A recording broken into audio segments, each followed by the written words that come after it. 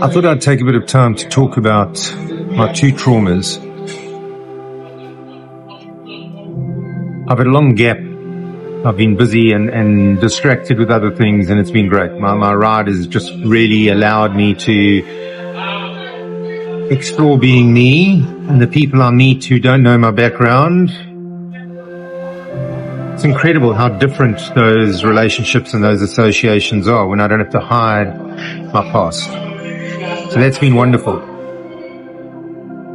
But I've given a lot of thought as to what have those two traumas done to me. And I think I've said before, I don't hold any animosity. I'm not angry. I'm not looking for revenge. I've simply dealt with the fact that it's something that happened to me, and I've moved on. However, as I've spent more time contemplating, thinking, and going through what I'm going through and understanding my life and writing my book and telling my story, I can't help but wonder what those traumas, what the effect of those traumas have had on me. So the interesting factor is that the conclusion I've come up with is that the two traumas in many ways were very similar. We had the first trauma where I was raped and abused over multiple occasions. And we have the second trauma where I was rejected by somebody really, really close to me who I'd spent my life emulating. Sounds very different. They sound like there's no ways they could be connected. However, what I'm learning is that the way they made me feel was the same. The way they made me think about myself was the same. The way they made me react to other people was the same. And therefore, the triggers that I experienced caused by the traumas, I believe, was multiplied because of the two and the combination of the two. So I wanted to break them down a little bit and explain that in a little bit more detail, possibly. So trauma number one, I was raped and abused multiple times between the ages of 9 and 10. No, it was not anybody related to me. It was not a family member. It didn't happen in my home, and it didn't happen at school. And I think that's key. And the reason that is key, I think that's one of the reasons why I blame myself. I think it's one of the reasons I've spent my life trying to pretend it didn't happen, trying to keep the secret, and potentially why I never asked for help in the beginning. You see, with my adult brain, I justify or I think about the fact that if it had happened in my home or at my school, I would have been trapped. I would have been at that individual's mercy. You hear stories where the person comes into the child's room at night and the child can't go anywhere. You hear stories where they are groomed over time and they are abused and raped in situations where they have to be. Now, that wasn't the case for me. And I think that's the reason why I feel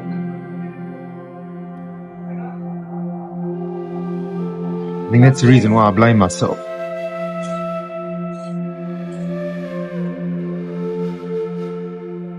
You see, my rape and my abuse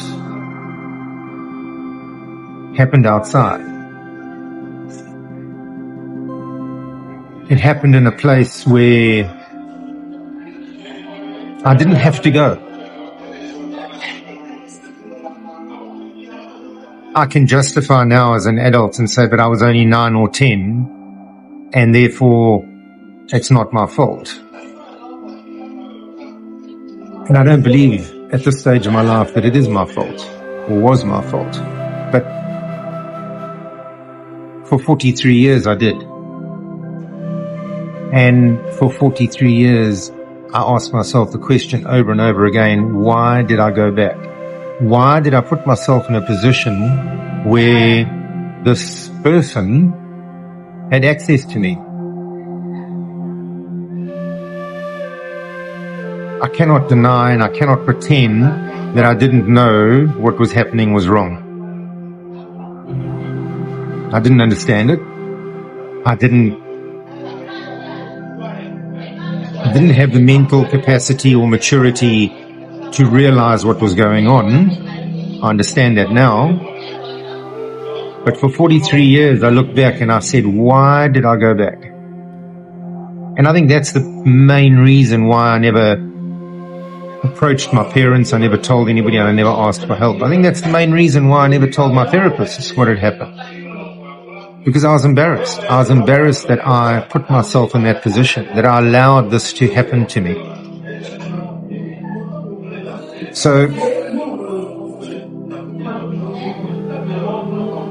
that's one aspect, the blame, the guilt, and why I took responsibility for it, why I felt I was to blame. But if I unpack a little bit further, so when you're raped and you are abused by an adult and you're a child, it is a violent, it is a painful,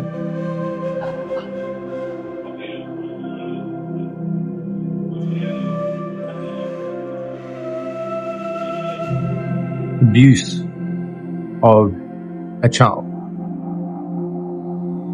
That person may not physically force you, but mentally they do. Mentally, that person makes you feel like it is okay. Makes you feel like this is normal. That person brainwashes you.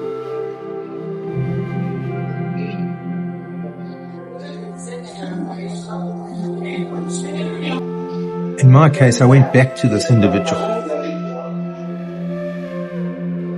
Somewhere inside what was happening, besides the nasty, horrible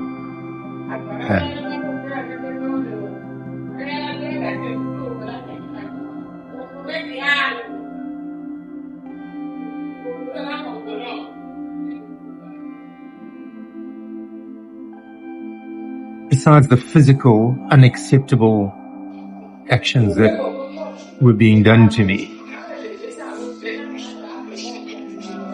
these people also make you feel like they care.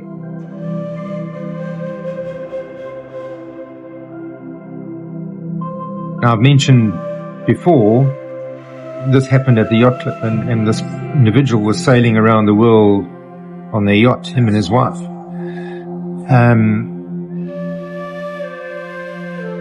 I will not forget the one day when I arrived at the yacht club and the yacht had gone, and this is where it gets interesting.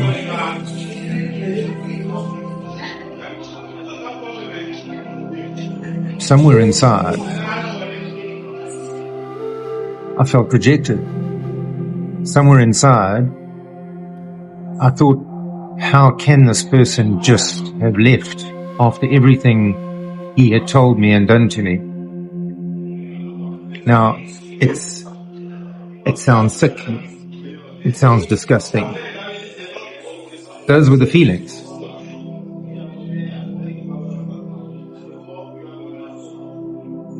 I felt the same feeling again in my 20s when I was rejected by my mentor. It was exactly the same feeling.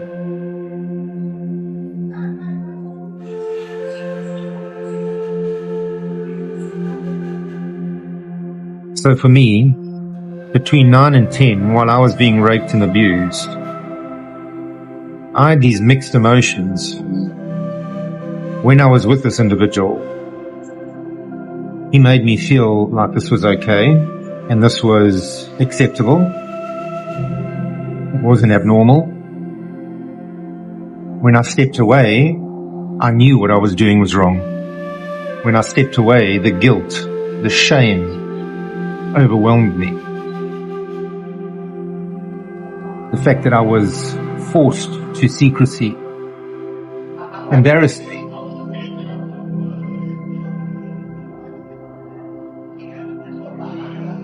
So the conflict was intense. The conflict inside was unbelievable. I felt embarrassed. I felt shame. I felt like I was a piece of dirt and trash. I knew what was being done to me was considered unacceptable, not just because I was being raped, but two men together at the time was not normal, and it was not something that was accepted necessarily. Not like today, where people have the right to choose their sexuality and they have their right to make their own choices. Back then, in the community that I was in, it was still unacceptable. So I was very aware of that.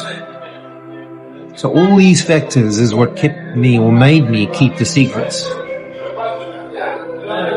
So I just want to recap. I felt shame. I felt guilt and remorse. I felt useless. And I felt like a piece of trash. And then when I got to the quayside and his boat had left, I felt an incredible amount of rejection. I couldn't understand that this person who had convinced me that what we were doing was okay had just vanished.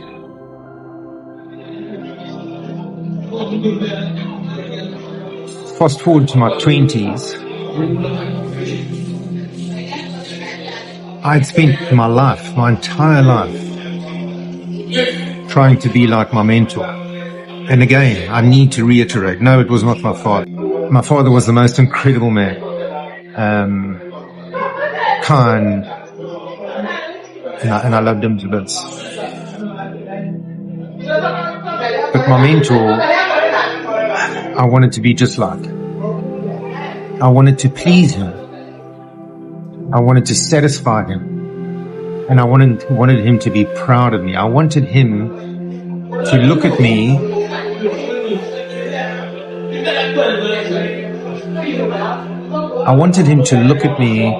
and see the product that he had created. The day that all came to a grinding halt,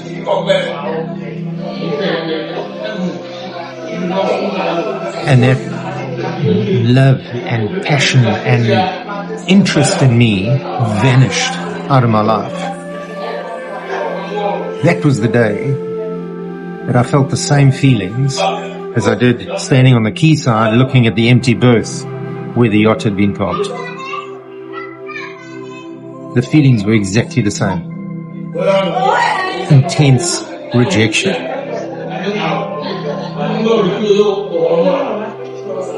I then go a little bit further and I think about my second trauma of rejection.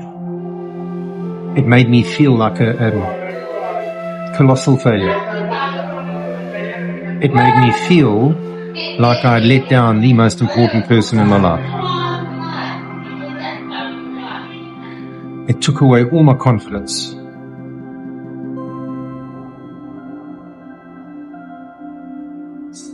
And going forward, all I wanted to do was please people around me. All I wanted to do was prove that I was good enough. I wanted to prove that I could be the person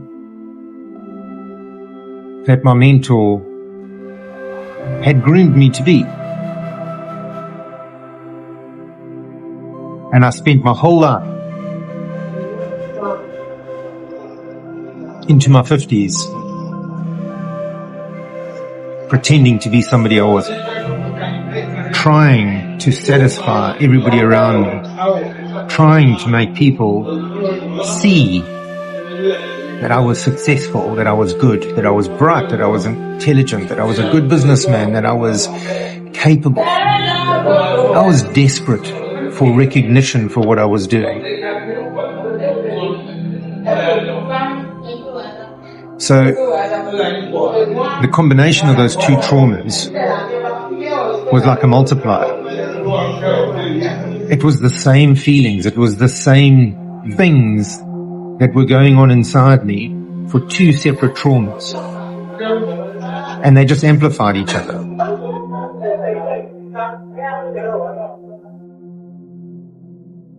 So I spent years and years and years lying, hiding, and pretending. Pretending that everything was okay. Pretending that I was perfect, that I was strong, that I was good at what I was doing, and that I was okay.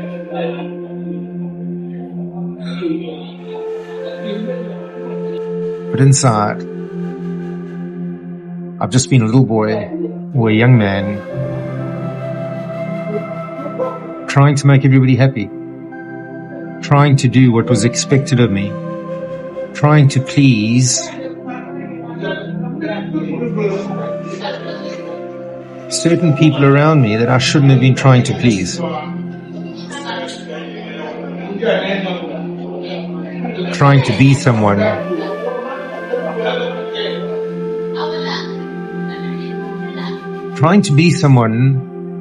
that the person who groomed me to be gave up on.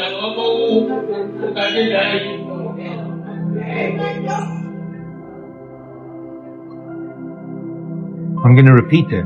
I was trying to be someone that the person who groomed me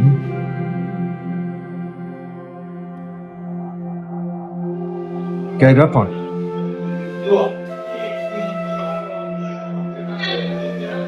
Why did I carry on trying to prove to myself that I could be that person? I don't know. I don't know.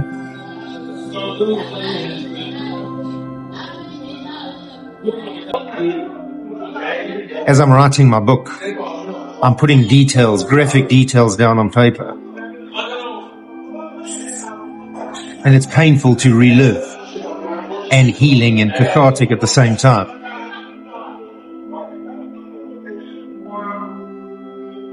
Details that I'm not sure if I will share on video or if I'll just leave in the book one day. But it's those details that make me dig deeper and ask myself why. Why did I do those things? What was I trying to prove? Who was I trying to please?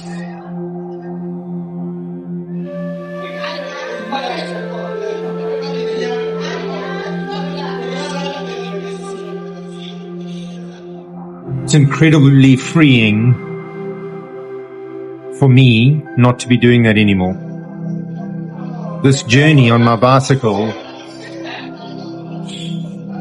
and meeting new people is giving me the chance to meet people and tell them who I really am and let them meet me, not the me I was groomed to be.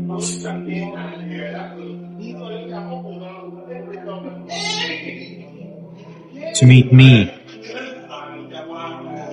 Me.